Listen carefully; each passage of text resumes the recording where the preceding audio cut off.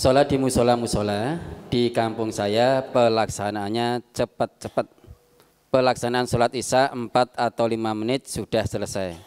Saya selalu ketinggalan. Apa saya salah kalau lebih pilih sholat di rumah saja, Ustaz?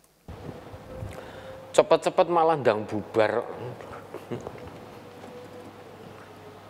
Imame wis terlalu apal wis saking apale dadi cepet banget. Padahal sholat itu harus tumak ninah.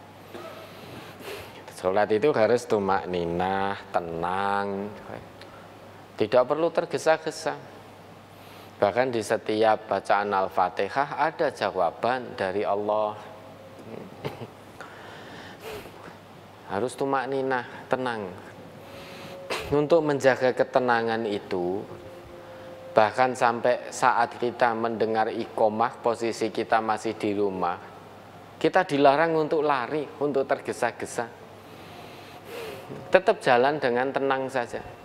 Bisakinah wal waqor, dengan tenang dan tetram. Meskipun masjid sudah qomat, Allahu Akbar, Allahu Akbar. Kita masih di rumah, jangan tergesa-gesa lari.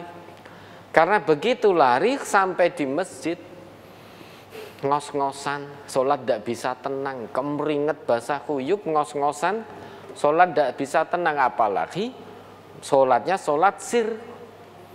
Sehingga kita harus baca sendiri dengan keadaan ngos-ngosan, wes ngono saiki nganggo masker sisan. Wes ngos-ngosan, nggak bisa tenang. Itu dalam sholat. Bahkan ketika sudah dengar iqomah, tetap kita jalan dengan tenang. Namun demikian, biar bagaimanapun yang namanya sholat jamaah di masjid itu lebih baik daripada sholat di rumah. Meskipun di rumah juga jamaah, itu lebih baik daripada sholat di pasar. Meskipun di pasar juga jamaah, tetapi di masjid itu lebih utama, lebih baik. Nabi kita ngendika, sholatul rajuli fil jama'ati tudha'afu ala sholatihi fi baitihi wa fi suqihi khamsan wa ishrina di'fan. Sholatnya seseorang dengan berjamaah di masjid itu lebih utama, akan berlipat ganda daripada sholatnya di rumah maupun di pasar. Lipat gandanya khamsan wa ishrina di'fan, 25 lipat gandanya. Wadzalika annahu idza tawaddu'a fa ahsanal wudu'a thumma kharaja ilal masjidi la yukhrijuhu illa sholat. Yang demikian itu karena jika dia berwudu dan memperbagus wudunya, kemudian keluar atau berangkat menuju masjid, la yukhrijuhu illa sholat, tidak ada yang menggerakkannya ke masjid kecuali untuk sholat, maka lam yakhtu khatwatan, dia tidak akan melangkahkan satu langkah kakinya, illa rufi'at lahu biha darajah. Satu langkah kakinya itu akan mengangkat derajatnya. Wa hutta anhu biha khati'ah, dan satu langkah kakinya yang lain akan menghapus kesalahannya. Fa'idha sholat, kemudian setelah dia selesai sholat di masjid itu, lam tazalil malaikatu tusalli alaihi madama fi musallahu. Malaikat akan senantiasa berdoa, mendoakannya selama dia masih berada di tempat sholatnya dan selama belum batal wudunya. Apa doa malaikatnya? Apa doa malaikat? Allahumma sholli alaihi, Allahumma arhamhu. Ya Allah, berkatilah dia, ya Allah, berilah rahmat kepadanya. Wala yazalu fi sholatin mantadhara sholat, dan dia selamanya akan dianggap sholat selama menunggu waktu sholat. Ini fadilah, keutamaan sholat jamaah di masjid. Biar bagaimanapun, sholat jamaah di masjid keutamaannya 25 kali lipat dibanding sholat di rumah, di pasar, atau dimanapun selain di masjid. Di samping itu, Nabi kita juga bersabda, salatul jama'ati tafdulu salatal fadhi bisab'in wa isyrina darajah. Salat jamaah itu lebih utama daripada salat sendirian dengan 27 derajat. Dia tidak dibenarkan, biar bagaimanapun tidak dibenarkan.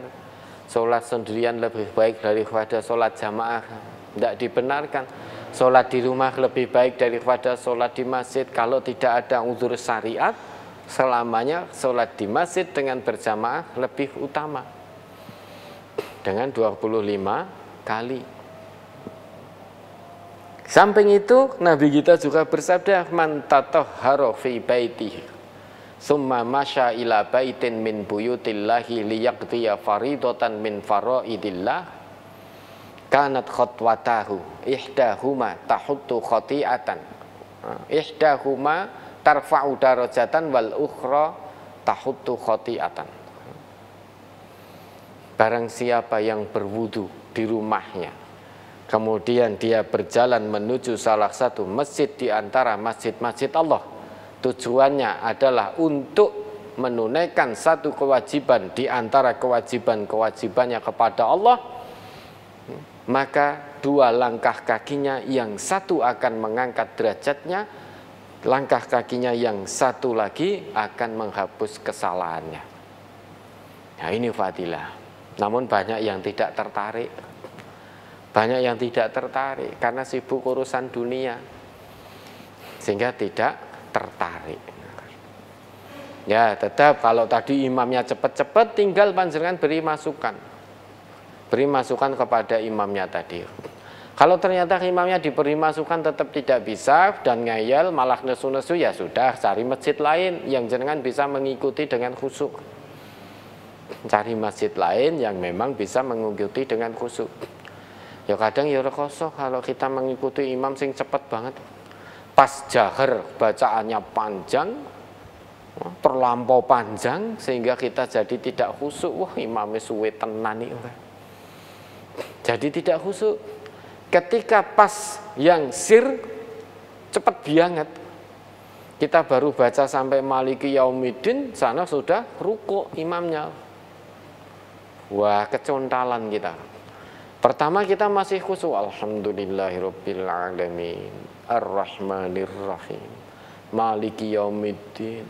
Imamnya ngerti-ngerti ruku, Allahu akbar. Wah, terus kita ngebut, iya kan aku tuh ya kan nasta'in ihdinas siratal mustaqim siratal ladzina an'amta 'alaihim, amin. Balapan karo imame. Ketika kita ruku, imamnya sudah i'tidal, sudah ngajak sujud lagi. Kita baru selesai ruku. Wah, akhirnya i'tidal terus sujud terusan, udah kecontalan gak karuan, gembrobias. Apalagi yang sudah sopo-sopo balungnya muni kabeh kretek karena balapan dengan imamnya tadi. Maka jadi imam yang bijaksana, ya. Jangan terlampau lama, jangan terlalu cepat. Bahkan baina dzalika qawama, sedang-sedang saja. Jangan terlampau lama. Sholat jamaah itu tidak sedang oke-okean hafalan. Wah, satu rakaat, satu juz. Itu terlampau lama. Ingat, makmum itu macam-macam kondisinya. Ada yang sudah sepuh, ada yang berdirinya sudah gemetaran, ya, ada meninggalkan urusan. Maka imam itu sebelum memulai sholat melihat ke makmum, atur shaf makmumnya. Tujuannya apa? Biar melihat kondisi makmumnya sehingga tidak sawu sufufakum. Sawu sufufakum tapi menghadap kiblat imam wisan. Sawu sufufakum selesai Allahu akbar, makmumnya belum siap. Kondisi makmumnya juga enggak tahu. Maka lihat makmum, lihat kanan kiri. Dulu Nabi itu sampai datang ke ujung. Bukan hanya meluruskan shaf saja, beliau itu sambil melihat kondisi makmumnya. Oh, makmumnya ternyata ada yang sepuh, ada yang sakit, ada yang ini. Nah, maka bijaksana. Jadi imam bijaksana. Sekalipun hafalannya banyak tapi bijaksana. Oh, ada bapak-bapak yang berdiri gemetar.